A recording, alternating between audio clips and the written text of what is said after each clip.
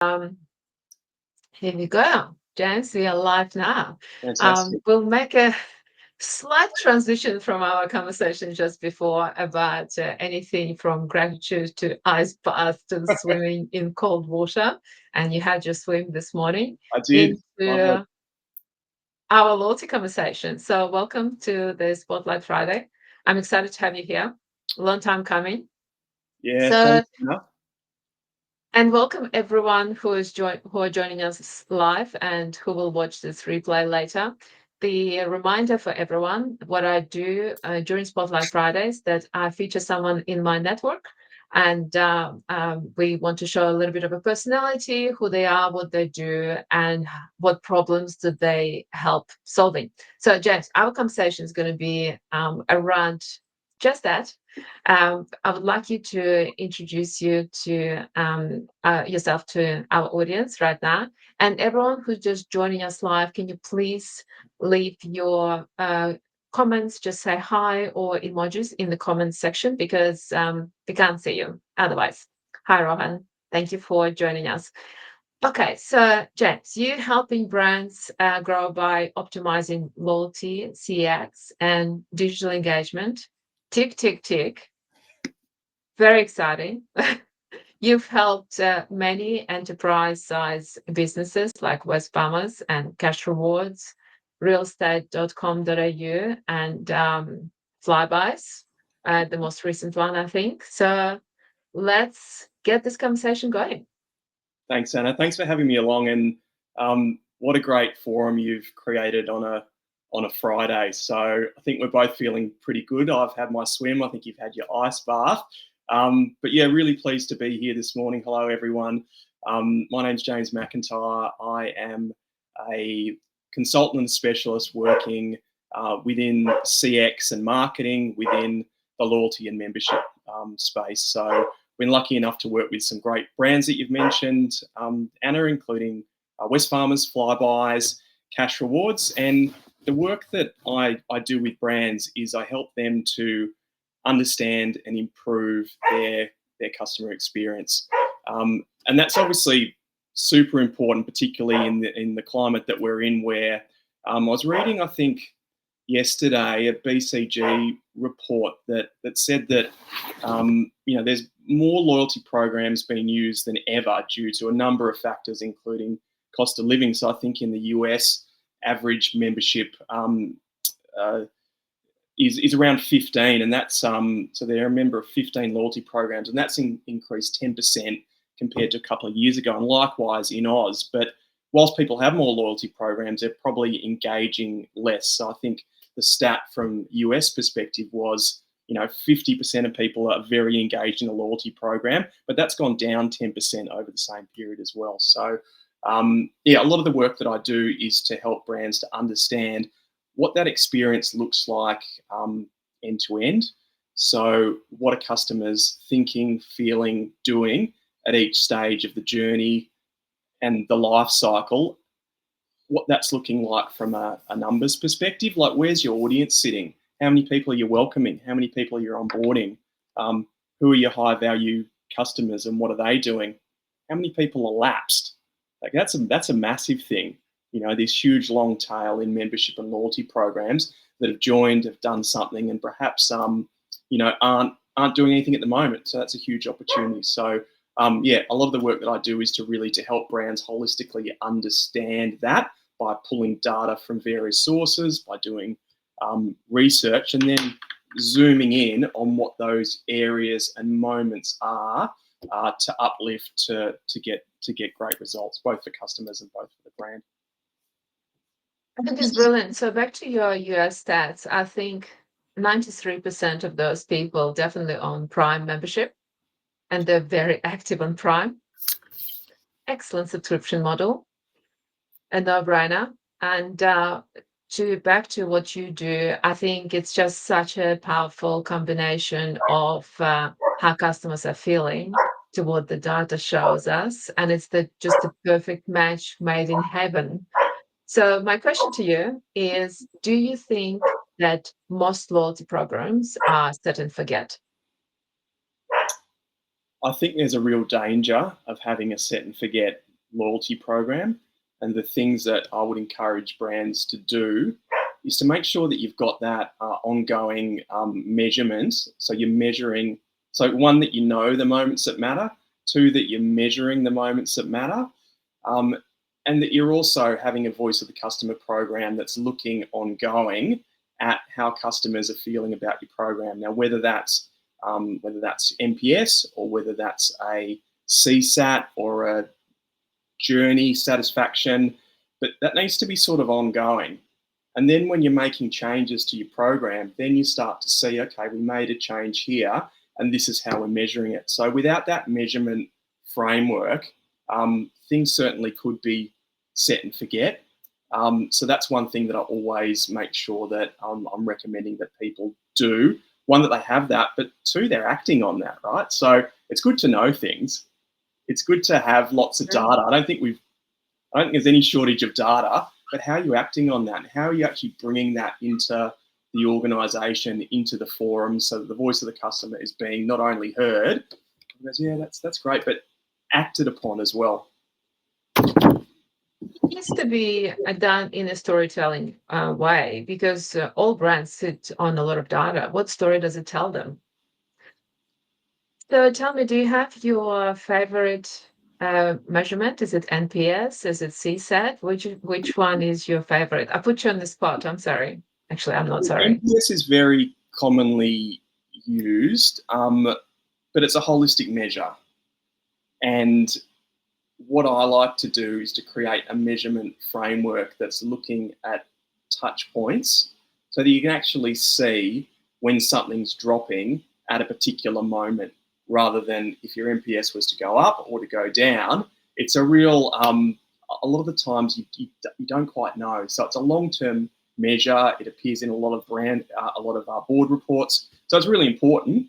But yeah, I like to look at a couple of things. One, more of a CSAT at a journey or a moment level, but I also like to look from an analytics perspective of where audience is sitting at each stage of the journey, and the composition of audience, whether using like an RFM model or what that looks like from a segment perspective.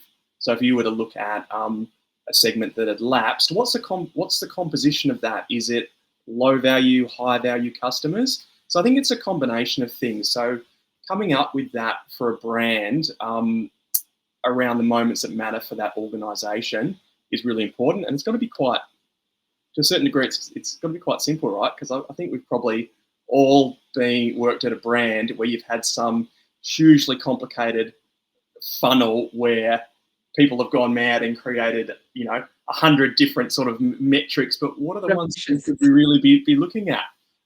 What are the ones that matter? So I don't think there's one thing, but I think it's looking at a combination that's relevant to the organisation and their objectives. Great. So back to NPS, you mentioned that it's included in board reports. Do you think it is in most brand reports, in your experience?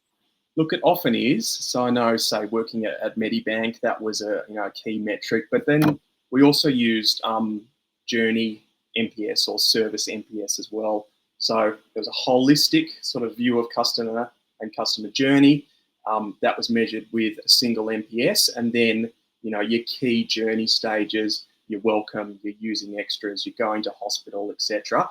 That each had a touch point NPS, and that went into the board report, and that was really important to get focus on customer centricity, because if you're not measuring it at that level, then it doesn't become as important.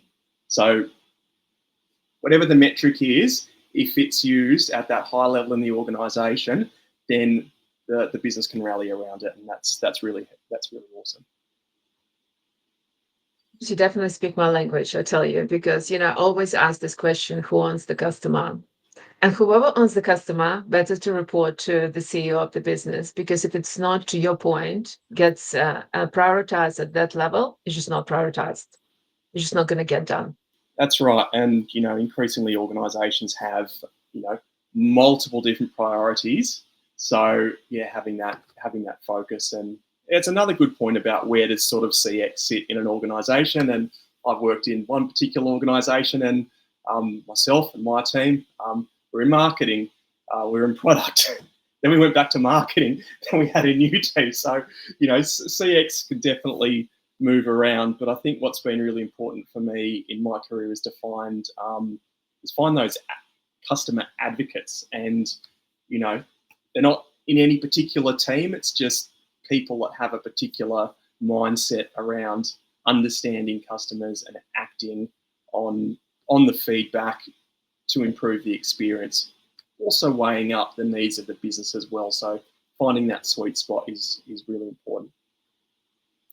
Why do you think it should sit? I think it doesn't matter, because what you're really trying to do is to bring cross-functional groups around important problems to solve for customers.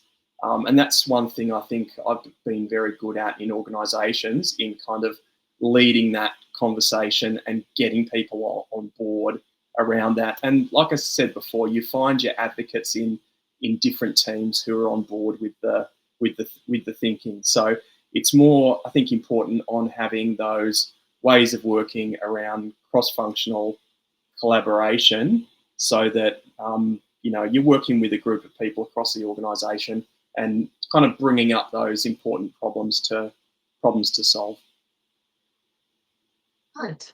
Okay, let's go back to our promises of what we did promise to cover off in this session, and that would be how to map member journeys that make sense. Yeah, so having a holistic view of the customer is super, super important. I think that's like step one to customer centricity, and it's really important that that is done collaboratively, and that's done with key stakeholders, key parts of the business, also with customers. So co-designing that with customers, but it's also important that doesn't turn into sort of a wall art and something that sits in a room somewhere that people go, "That looks really amazing," but like we don't know what to do. So I think about 50% of organisations have a journey map. Around 30% of those 50% have actually acted on it. So I've always found the process of doing that together and collaboratively brings people along the journey. It's that IKEA effect. If you build it, you think it's amazing. Though I've had a few shockers with IKEA furniture over the years. My wife will probably talk to that. So yeah, doing it collaboratively and doing it with customers is important, and making sure that you really understand and you're drilling into what people are thinking, feeling, doing based on talking to customers. I often find that I think we're all guilty of it. We have a view, particularly if we've been in an organisation for a while, about who our customers are, what they want, and we need to challenge that. We need to challenge each other and challenge ourselves around really understanding what they're thinking, feeling, doing, what those pain points are, what those moments of delight when they get excited. So having that view, but then also overlaying that with the business metrics as well. So your transactional data, your segmentation. So combining the two is really important.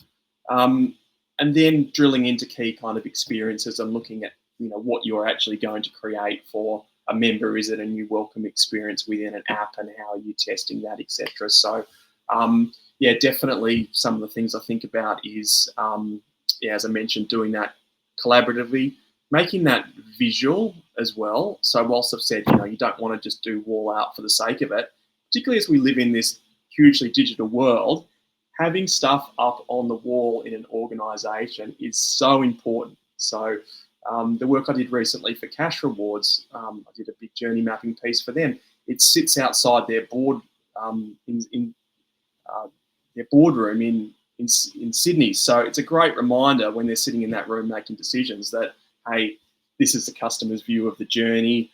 And it also needs to be updated regularly, right? So if you've done one 3 years ago, you probably haven't got current data on what people are thinking, feeling, and doing, and also how they're moving through the journey, what that movement looks like month on month. Are you retaining people, or are they moving into like just going, gone?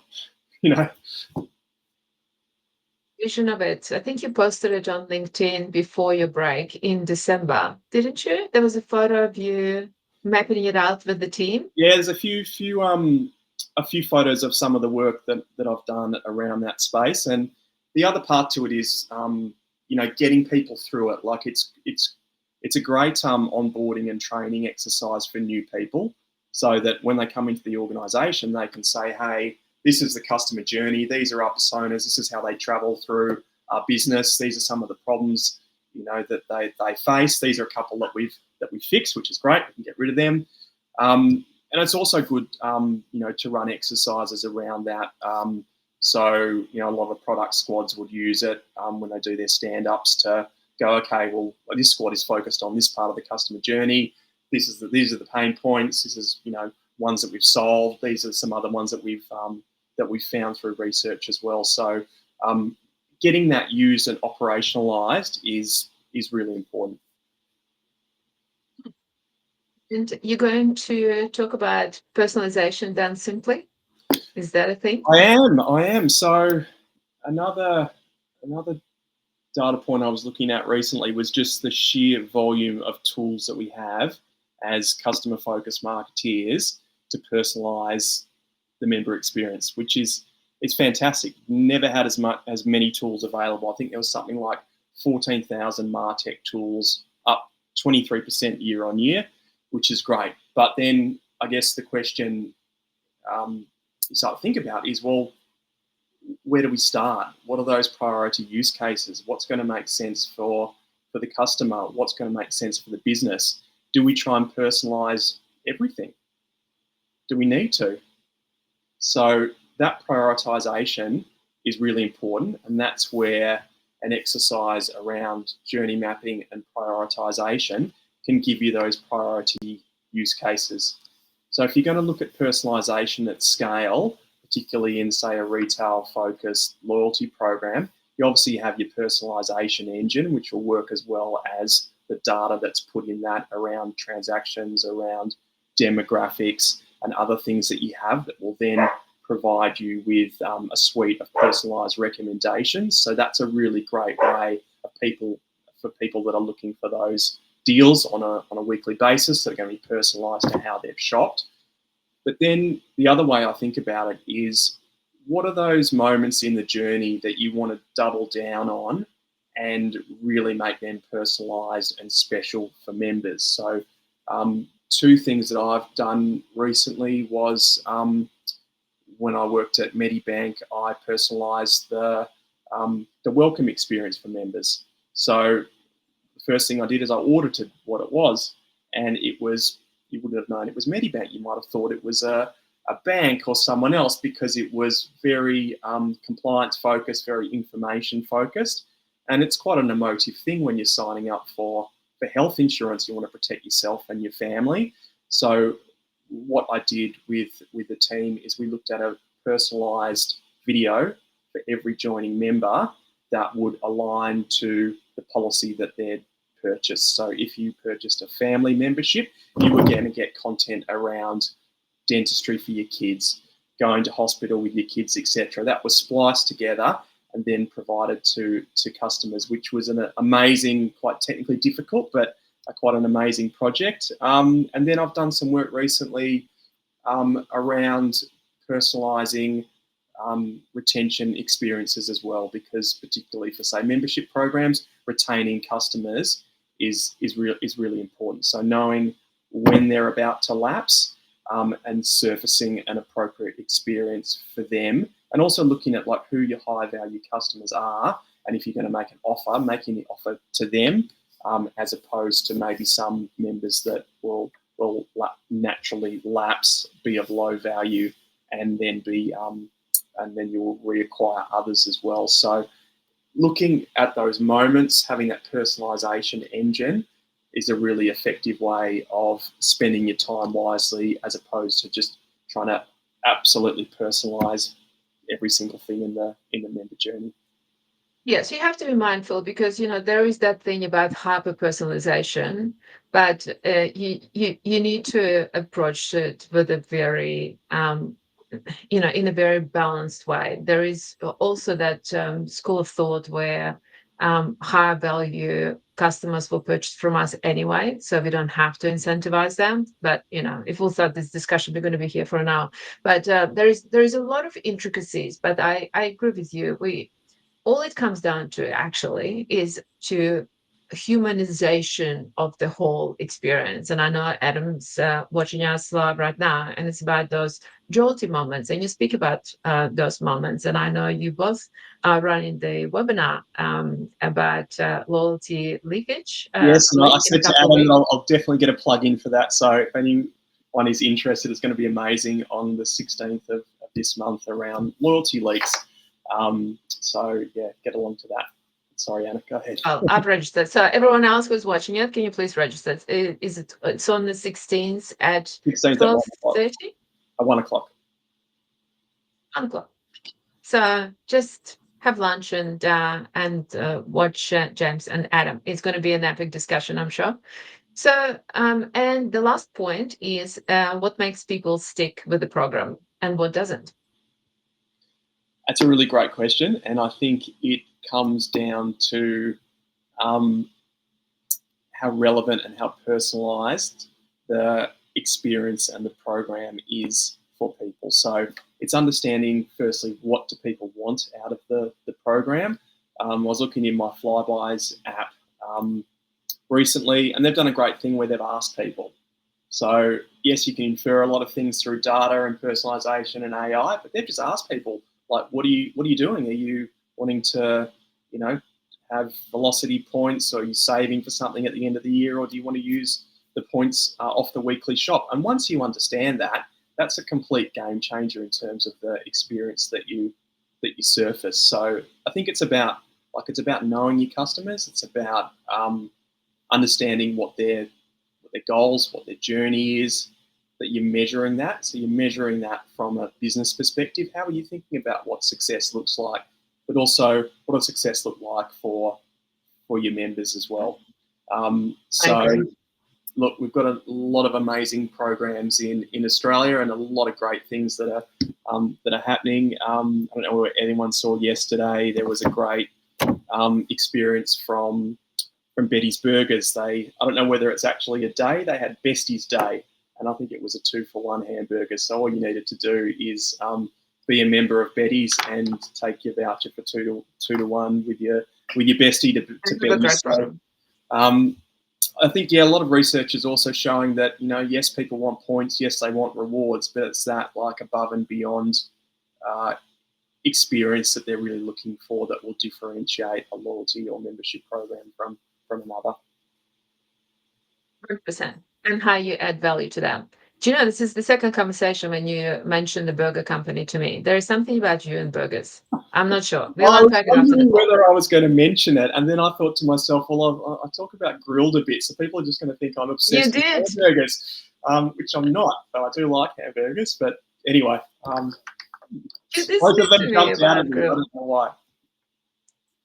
Okay, well, we'll talk about your nutritional plan after this call. To everyone else who joined us, thank you very much. James, it's been an amazing discussion. I really enjoyed it. Always love talking to you, and I hope and I'm sure that everyone else enjoyed it as well. Thanks, everyone, for joining. Very happy Friday, and have a great weekend. Thanks, Anna. We'll Thanks see you everyone soon. for joining. Cheers. We'll see you next Friday.